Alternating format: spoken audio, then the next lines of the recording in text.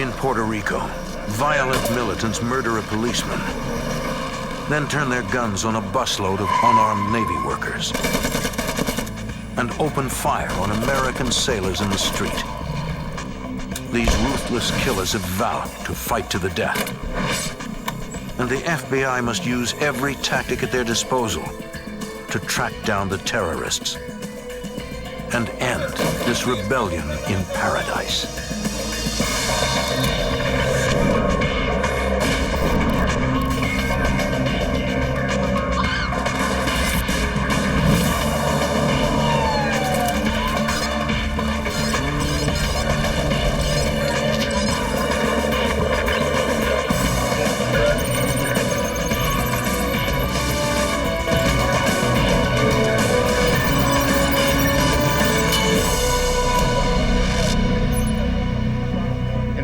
A band of extremists waged a guerrilla war against the United States. Their goal, to make the island an independent nation or die trying. I'm Jim Kallstrom, former head of the FBI's New York office. In 1983, the investigation became personal for agents when terrorists attacked their offices in San Juan. For the FBI, catching the perpetrators would depend on skill, patience, and turning a handful of small clues into one big break.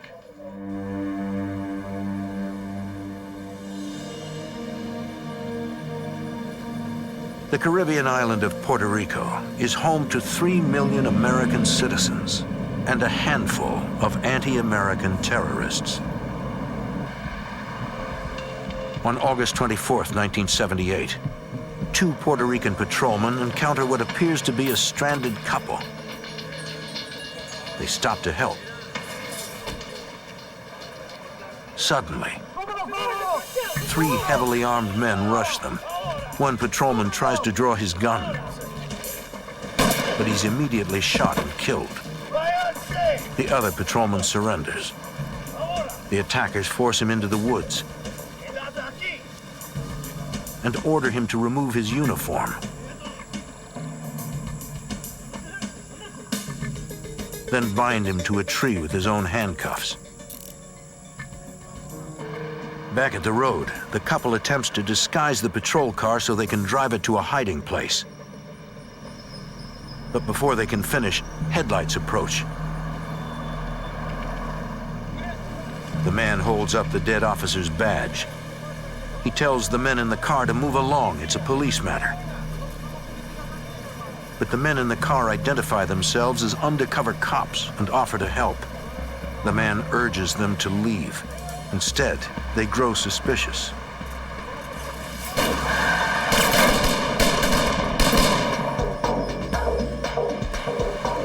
At a safe distance, the cops pull off and radio for backup. They arm themselves and head back to take on their attackers.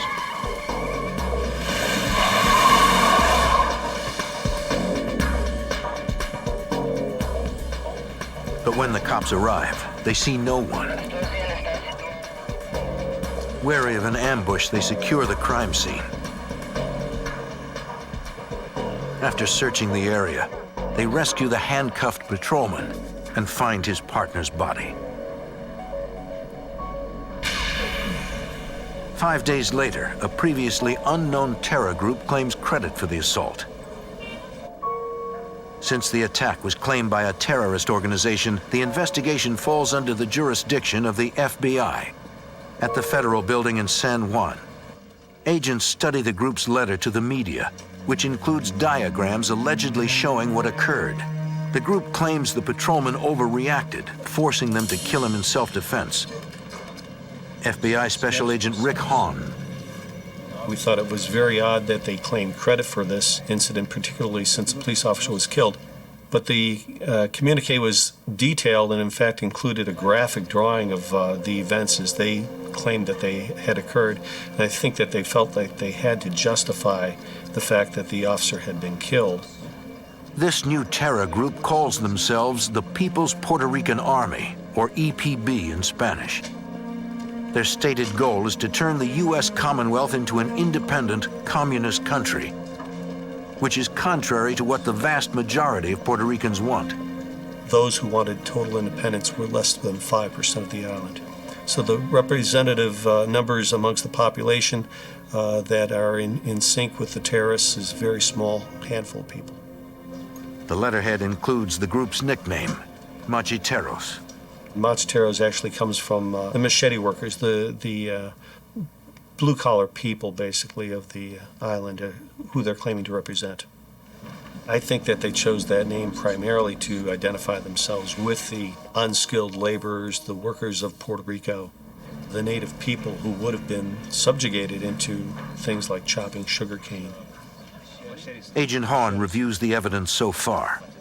Police recovered empty 9mm shells, but no useful fingerprints or fibers. Sketches of the suspects proved to be too general to be of much use.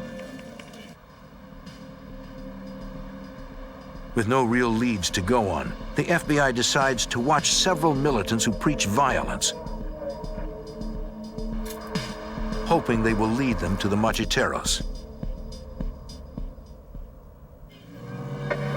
The police take a different approach, encouraging informants to infiltrate militant groups. The police of Puerto Rico, having lost one of their own, are extremely focused on trying to resolve this. And they are recruiting young people and putting them into what they consider to be radical organizations on college campuses to try and ferret out who may be part of the Macheteros. 2 months pass as the FBI and police continue to search for leads. Then, in October 1979, the Macheteros strike again. At the US Customs building in San Juan, a high-powered bomb explodes. Fortunately, no one is injured. The symbolism of the custom house is that it represents the U.S. government's presence there in Puerto Rico. Everything that comes imported into the island comes through the customs house. In a letter to the media, the Macheteros take credit. In response, the FBI and police intensify their efforts. A month and a half later, at the Sabana Seca Navy base near San Juan, 18 unarmed Navy personnel ride a bus on a routine trip to work. A vehicle stops ahead, blocking their path. A van pulls out and begins firing on the bus with automatic weapons.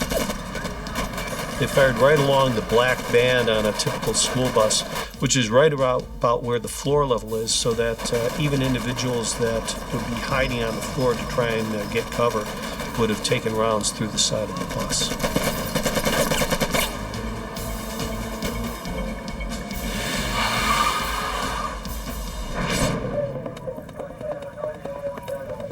The attack kills 2 people and wounds 9.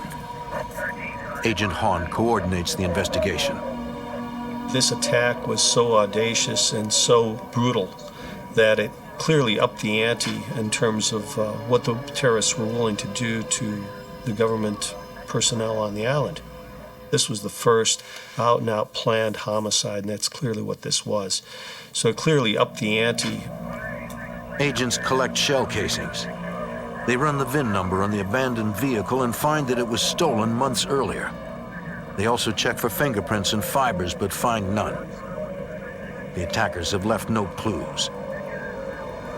The media receives a letter from the Macheteros proudly claiming credit. At the FBI lab in San Juan, technicians study the shell casings from the Navy bus shooting. They determined that the majority came from a .45 caliber Thompson submachine gun. The others came from a .223 caliber rifle. Technicians compare the unique markings on the shells to those used in other crimes, but can't find a match. Once again, agents have no real leads. Determined to track down the Macheteros, the FBI brings in dozens of additional agents from the mainland. The additional manpower makes it possible to put intense surveillance on militants believed to be linked to the Macheteros. It's only by watching them, watching their activities, and determining exactly what they're up to on a daily basis that we're going to be able to ferret out who's really a terrorist and who's somebody that's just talking. While the FBI tries to find the Macheteros, the Macheteros have already begun targeting the FBI.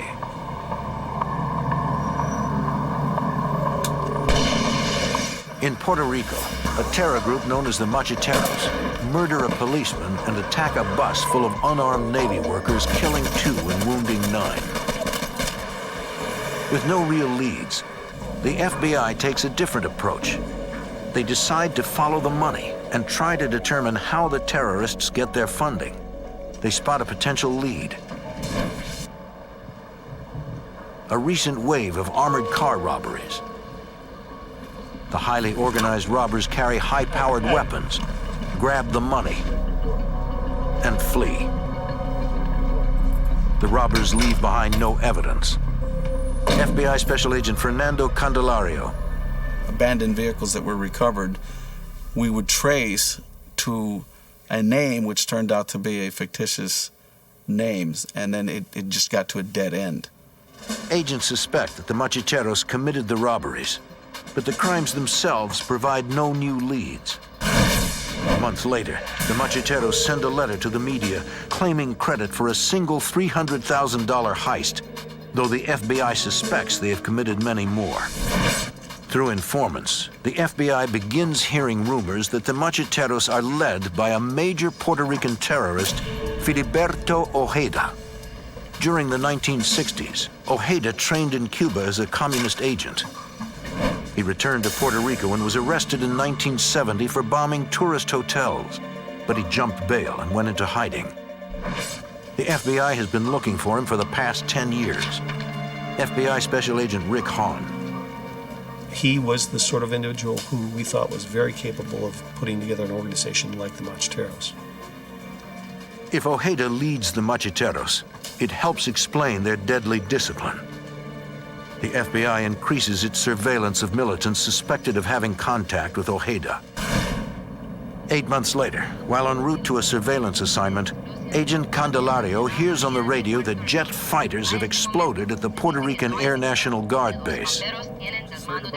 He heads straight for the base and is shocked by what he sees. It looked like a war zone. Some of the agents that were Vietnam veterans were telling me how this reminded them of a combat zone. The explosions destroyed 9 fighter jets and disabled 2 more. The damage is estimated at $45 million. Miraculously, no one was injured in the attack. Agents search the airbase for evidence. They find a machete painted with the letters EPB, an abbreviation of the formal name of the Macheteros. Agents believe the group left it behind as a calling card to taunt the FBI. Investigators determined that pipe bombs were placed in the jet's air intakes, exhaust pipes, and landing gear. They study pieces of the bombs but gain no new leads. We interviewed every member of the Air National Guard to determine if this was an inside job. But the investigators conclude that no one from the base was aiding the Macheteros. For agents, it is another dead end. For many, many years, we've just collected a lot of evidence on the Macheteros, but we could not penetrate that organization. Days later, sailors from the USS Pensacola take in the tourist attractions of San Juan, just as they're about to cross a bridge. Bullets rip through all 4 sailors. 1 is killed and 3 seriously injured. In a phone call to a radio station, the Macheteros take credit.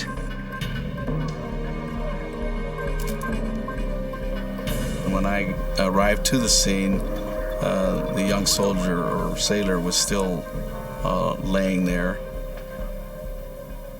My first reaction is, is thinking about the parents of that young sailor. He's here in Puerto Rico, he's unarmed, has nothing to do with the political situation in Puerto Rico, but he's a US military, and that's the targets that the Macheteros selected. And it was just a tragic situation. At the FBI lab, a technician examines the unique ejector marks on the empty shells. It was determined that the weapon that was used was the .45 caliber machine gun that was used in Sabana Seca. Agents have connected the weapon to at least 2 attacks, but are no closer to identifying members of the Macheteros. Devil's Night, the evening before Halloween. At 7:45 p.m., an event occurs that forever changes the FBI's attitude toward the Macheteros. A huge explosion rocks the FBI's office. FBI Special Agent Jose Rodriguez. The explosion was so loud that they suspected that it was a bomb inside the building. Because I was a bomb technician, I was one of the first people called. Surveying the scene, Agent Rodriguez notices that the window glass has been blown in, not out. That means that the explosion must have happened outside. He searches near the building for evidence. I started looking around, and I was able to find the rocket motor cover with the fins intact in the back parking lot. He recognizes the object as part of an American law rocket, short for light anti-tank weapon.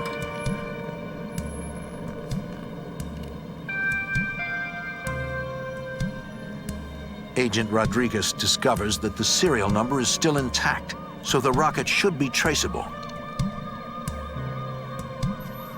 A law rocket has a range of only 350 meters, so it must have been fired nearby. Agents interview everyone in the surrounding area and locate one woman who says she saw the attackers. This lady said that this guy came into her yard. She came out the door. He told her to get back inside. He puts the law rocket on his shoulder and fires the law rocket at the building. The witness says the man fled in an SUV, which was followed by a car. She describes both vehicles, and agents begin searching the surrounding neighborhoods. The FBI quickly finds the 2 suspect vehicles nearby. People that lived in the neighborhood told us that they had seen people come dump the vehicle. One of them, the person actually gotten out of the vehicle and wiped the door, like he was trying to remove evidence of fingerprints from the door of the vehicle, which made it a very highly suspect vehicle. Anybody else? FBI Special Agent Marlene Hunter. Think of anything else? We started interviewing the people to get descriptions of the individuals that left the vehicle and just ensure that the vehicle was preserved until the agents could start processing it for evidence. While interviewing witnesses, agents learn from the media that the Macheteros have claimed responsibility. We took it extremely personal because it was the first time that the Macheteros had attacked the FBI specifically, and we wanted to solve that case. We wanted to charge the Macheteros. To do that, agents must find a way to penetrate their secretive world. The Puerto Rican terrorist organization known as the Macheteros has brought their fight to the FBI's doorstep with a rocket attack on their office in San Juan. Now agents work around the clock to follow up leads. The FBI asks the US Army to run a trace on the rocket's serial number, according to FBI Special Agent Jose Rodriguez. In other words, where did it come from? How did the Macheteros get an American-made law rocket? The military did an outstanding job in tracing it. However, it was told to us that they suspected that some of that lot of law rockets had been left in Vietnam once the Americans had pulled out.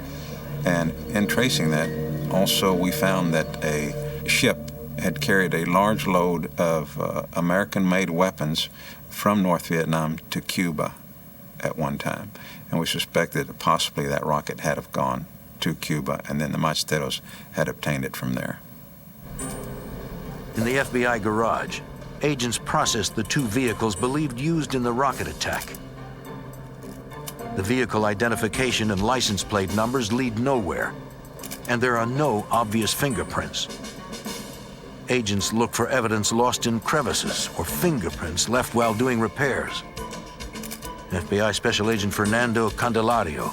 We decided that we're going to do this and we're going to make sure that we get any piece of evidence that we can off that vehicle.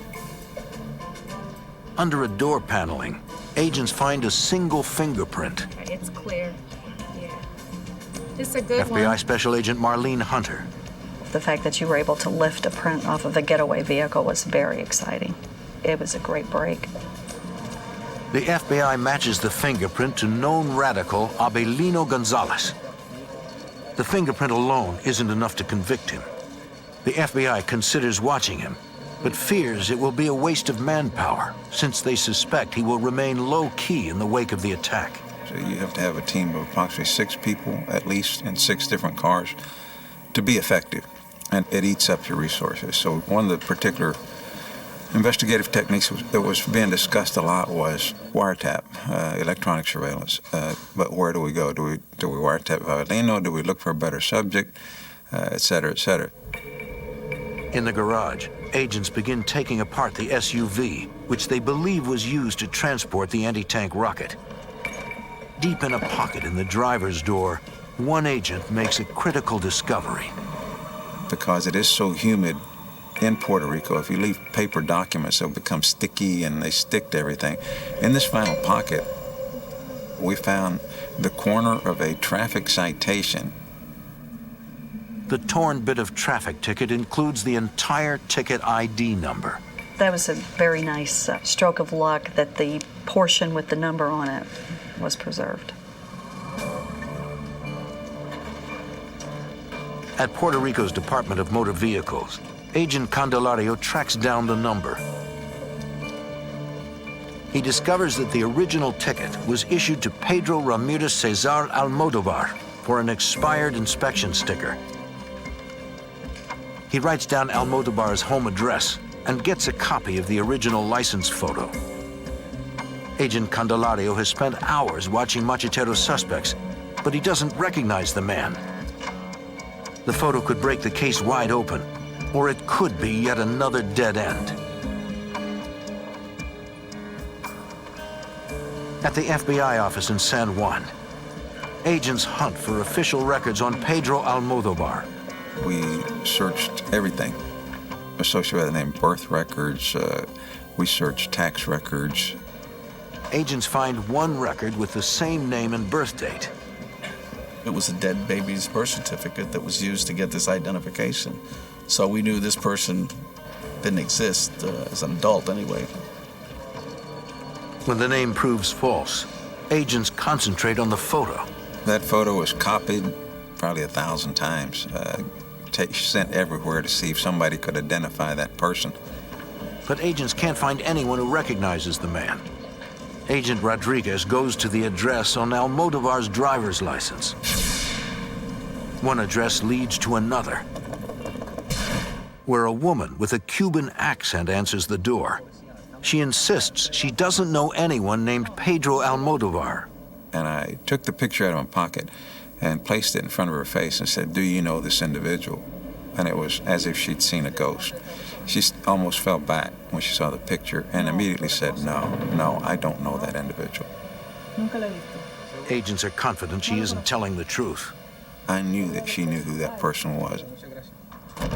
Back at the FBI office, investigators run the woman's name through a database of possible terrorist supporters. In a major breakthrough, the computer indicates she's related by marriage to the family of Filiberto Ojeda, the suspected leader of the Macheteros. Agents now believe that the man in the photo is actually Ojeda.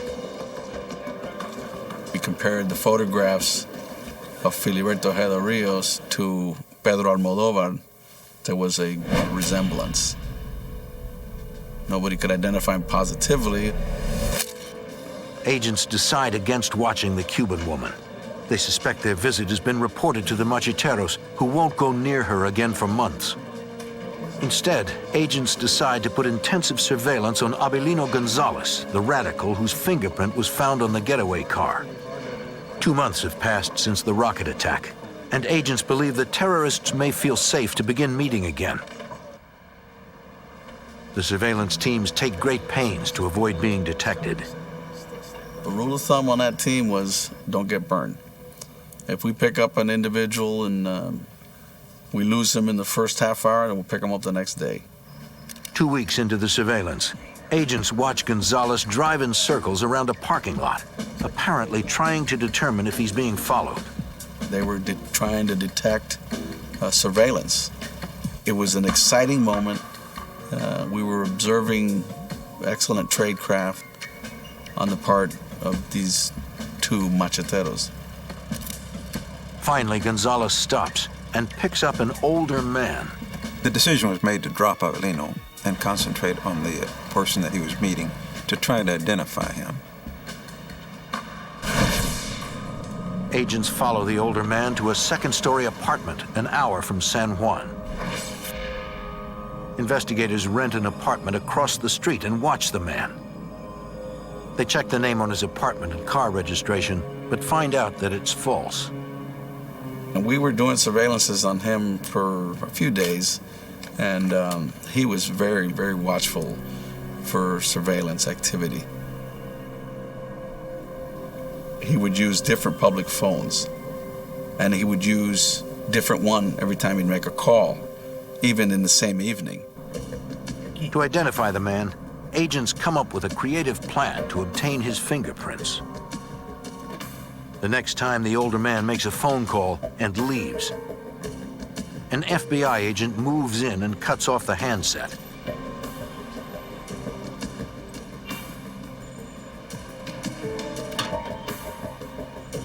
Even if the suspect notices the cut cord, agents don't believe it will tip him off. We have vandalism here all the time in Puerto Rico, and nobody's going to think anything of it. FBI technicians process the payphone receiver and are able to pull fingerprints from it. The FBI lab came back, said that the latent fingerprint that was discovered on that telephone was that of Filiberto Ojeda Rios. The FBI has found the alleged leader of the Macheteros. It was like Christmas come early. I mean, we had confirmed everything that we suspected, and that's when the case was designated a major case of the FBI. Agents could arrest Ojeda on an old warrant for jumping bail. Instead, they decide to continue watching him to try to identify other members of the Macheteros. The FBI wants to take down the entire group and bring peace to this troubled island. A Puerto Rican terror group known as the Macheteros wages an unpopular war for independence, attacking local police, the American military, and the FBI. Although they claim to be freeing the country from American oppression, less than 5% of the island's population supports their cause. After months of intense surveillance of suspected members of the Macheteros, agents have identified the leader of the organization, Filiberto Ojeda, who has been a fugitive for more than a decade. The FBI continues their efforts to identify more members of the group to bring them all to justice. A month after identifying the terror leader, the FBI gets an unexpected break. At an office building in San Juan, police respond to a burglary. An entire floor of the building had been broken into. In one of the offices, authorities found some suspicious documents that appeared to belong to a terrorist group. They called the FBI. FBI agents searched through the office's filing cabinets. FBI Special Agent Marlene Hunter can't believe what they find. Fairly quickly, it became clear that it was the central archives of the Macheteros organization. Not only their archives for historical purposes, but also records regarding future actions that they were going to take. Another interesting find were minutes of meetings that went all the way back to the date they were formed in 1976. It was a gold mine. In a chilling moment, Agent Hunter discovers that the terrorists have compiled detailed information on individual FBI agents. There were files with FBI names and their family members, where their children went to school.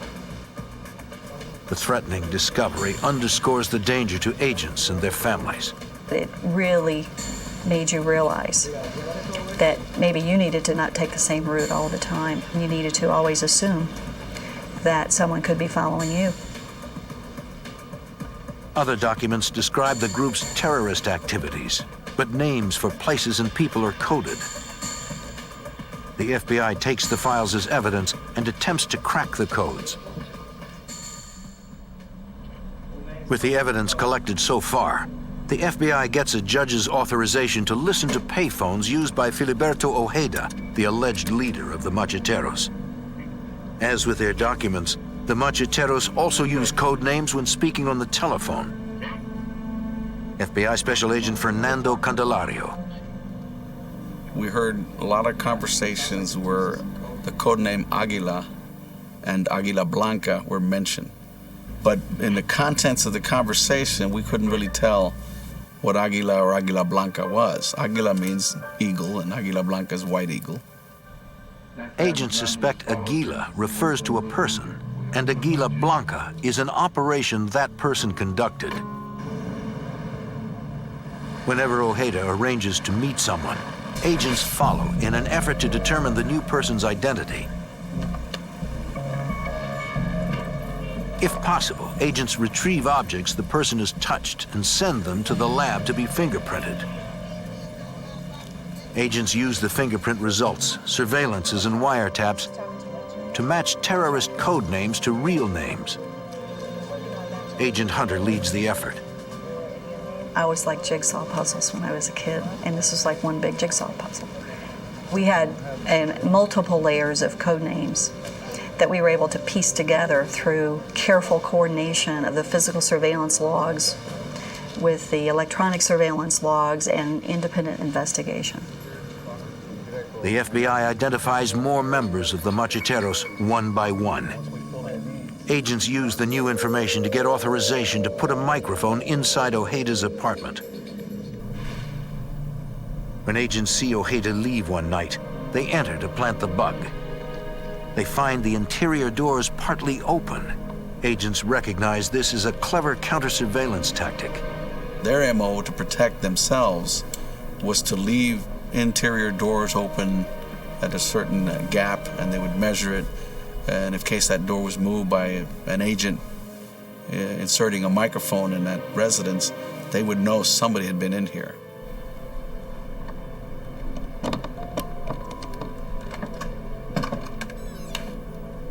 Agents carefully reset each door to avoid tipping off Ojeda.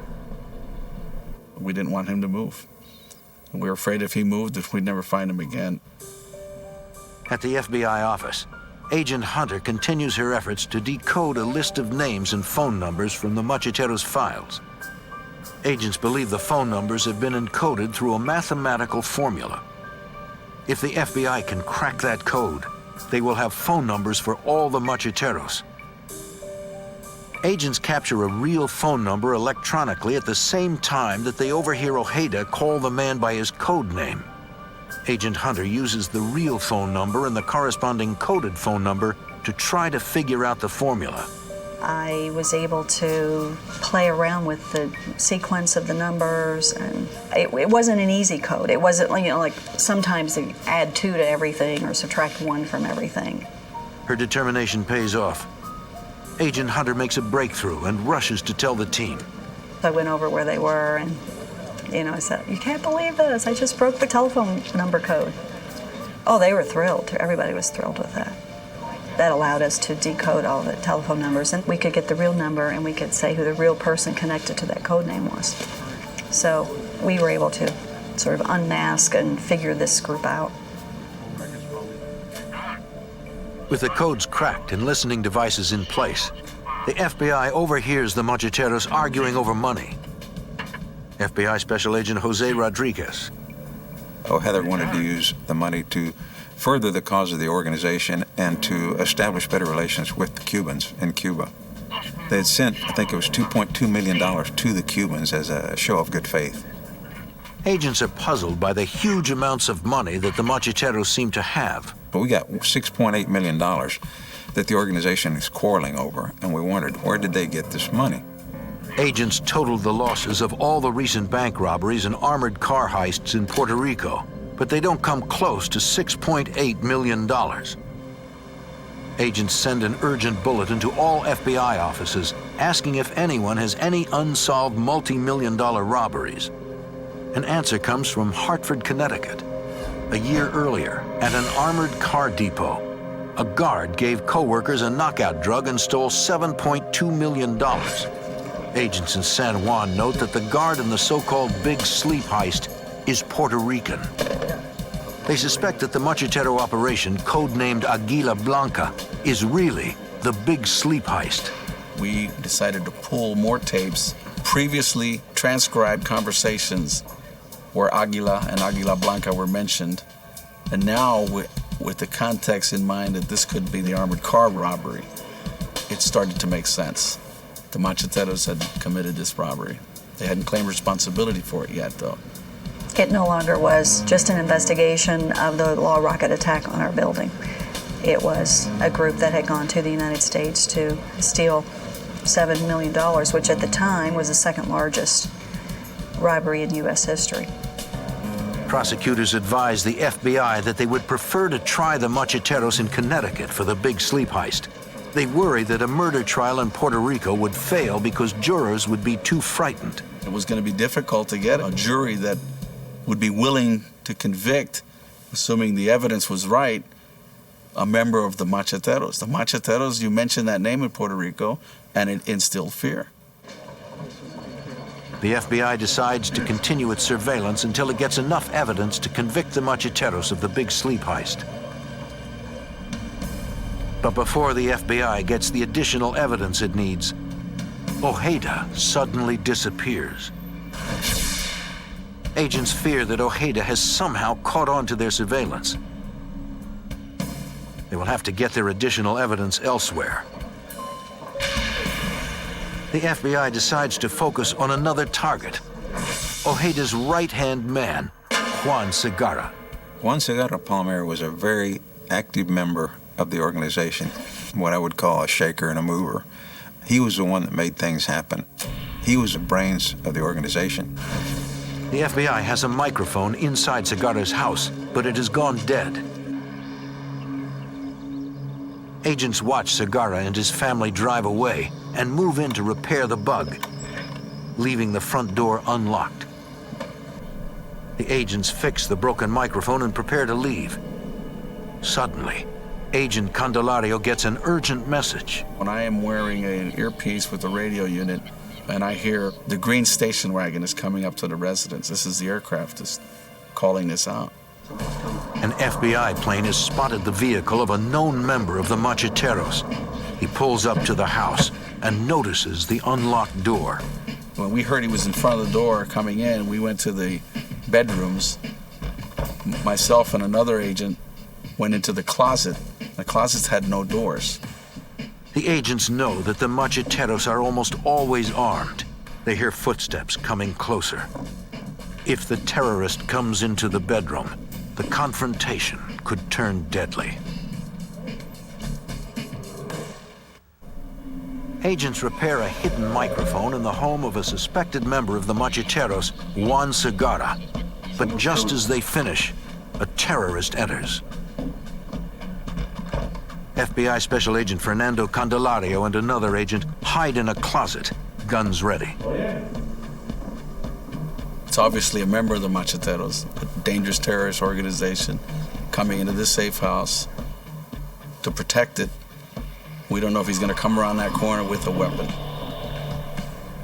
I'm not going to tell you that we weren't scared. We could hear him speak. He would say, "Aquí no hay nadie. Is there anybody here?" We didn't answer. And he'd go to the other door. "Aquí no hay nadie." The terrorist begins to enter the bedroom. We have no closet doors. We're in an open space. All this guy had to do was walk in and look to his left, and he would have seen us. And we don't know what would have occurred at that point. Had he assaulted us, then there's only one way to go there. We would have shot him. But then he leaves. While the terrorist is in front of the house, the agents escape out the back. Later, agents listen worriedly as the visitor tells Juan Segarra what happened. The terrorists begin searching the house. If they find the microphone, it could ruin years of hard work. FBI Special Agent Jose Rodriguez. What's going to happen to the investigation? Is it burned? Or are all of them going to flee, go underground? But the terrorists fail to find the microphone. Once again, Puerto Rico's high crime rate helps cover the FBI's tracks. We did hear them conversing about this incident. They don't know if it was FBI or not. Could have been a burglar. Agents watch Segarra go out at night to make phone calls, leaving his wife and child at home. Through their listening devices, they hear him make calls to his mistress in Boston about laundering money. She was definitely a player in the organization. She was hiding money for him, and she was also exchanging money that they suspected to be hot for clean bills up in Boston. Agents have just identified a major part of the money trail from the big sleep heist. They apply for authorization to put a listening device on the woman's phone. With new evidence from Segarra, agents begin planning the end game, the takedown of the Macheteros. They want to arrest all the suspects at the same time. We didn't want someone to make a call to somebody else, say they hit me over here. So we didn't want one team to hit one place and go here and hit another place. We wanted simultaneous hits on these houses. During the arrests, agents also went searches of more than 30 locations all across the island. To make it all happen, the FBI will need nearly 300 agents. In preparation for the takedown, the FBI secretly flies hundreds of agents and their equipment to a Navy base in Puerto Rico. We brought down in helicopters, we brought down Suburbans, the HRT brought down all their gear. It was very massive movement of FBI personnel, something I've not seen again in my career. But the FBI has to put the raids on hold when the number 2 Machetero suddenly goes to Mexico. Juan Segarra Palmer was a very important individual in this case. A lot of the evidence that would point to his guilt would also point to the guilt of others. We needed him at trial.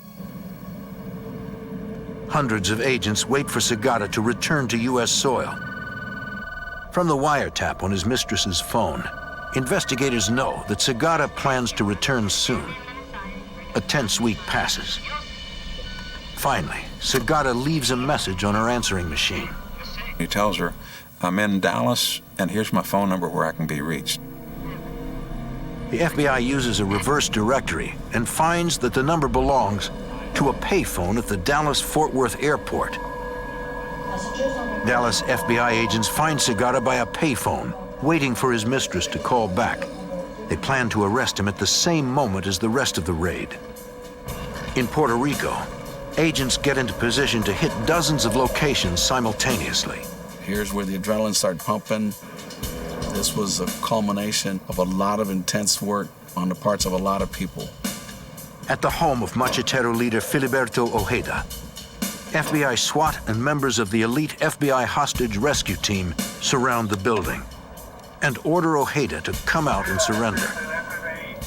They were calling him by name, telling him that we had an arrest warrant, asking him to come out, give himself up. Ojeda doesn't answer. SWAT finally decides to go in and get him.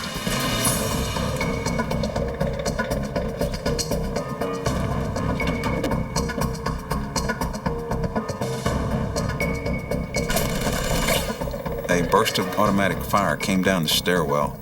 One of those rounds ricocheted off the wall and struck the team leader in the eye. Agents pull the injured man to safety and call for a medevac helicopter. They know that soon they'll have to go back inside to confront a terrorist who won't go down without a fight and won't hesitate to kill. The FBI attempts to arrest the leader of a deadly terrorist group. But he opens fire, hitting an HRT member in the eye. After evacuating the wounded man, FBI agents continue to urge the terrorist leader to surrender. FBI Special Agent Jose Rodriguez. Finally, he started coming down the stairs. When he did, he had a Uzi slung over his right shoulder, and his left hand could not be seen. He had his left hand down to the side of his pants. Terrorist leader Filiberto Ojeda continues slowly down the stairs. As he got down to the base of the stairs, he raised his left hand, and the HRT member saw that he had a semi-automatic handgun. The HRT member yelled for him to drop it. When he didn't, the HRT member had fired 2 times, and he saw Ojeda buckle, and he thought that he had struck Ojeda in the chest. The shot actually hit Ojeda's handgun. Although unhurt, he gives up.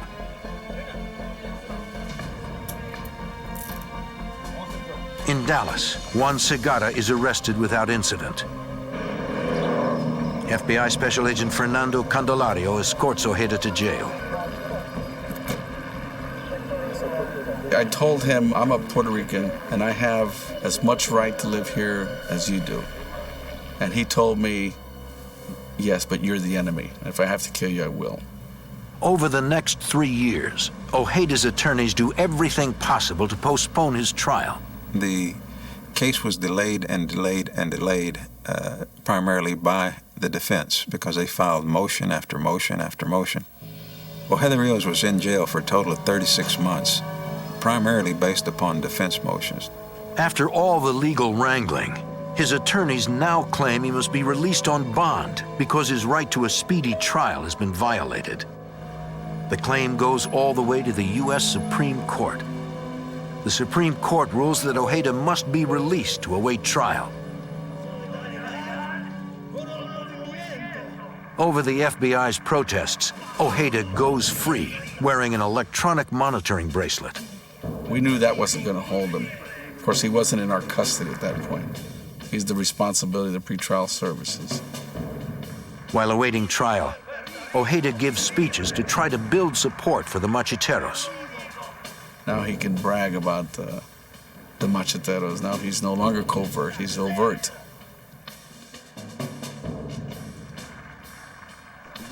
While Ojeda's attorneys delay, 4 other Macheteros, including Juan Segarra, are convicted in Hartford, Connecticut for their roles in the Big Sleep heist. A year after his release on bond, Ojeda makes a bold statement to the media and cuts off his electronic bracelet. He disappears into the rugged mountains to resume his fight to turn the island into a communist dictatorship. 2 years later, a federal court in Connecticut convicts Ojeda in absentia of bank robbery and conspiracy. With his conviction, 14 of the top Macheteros have been found guilty. While Ojeda is at large, the FBI keeps up the pressure to find him. FBI Special Agent Fernando Candelario. I'm confident that he'll be arrested again because we did it once before, you know, and when we, like they say, we always get our man, and I think that time is on our side. In September of 2005, the FBI locates Ojeda. He is shot and killed after firing on agents. The Macheteros' reign of terror has come to an end. And unless you're committed to go after them with as much commitment as they got, you're not going to get them. They were Macheteros 24 hours a day. The trials also help reveal the truth about the Macheteros. These people don't just want independence for Puerto Rico. These people want something much bigger than that. They want to convert Puerto Rico into the next Cuba.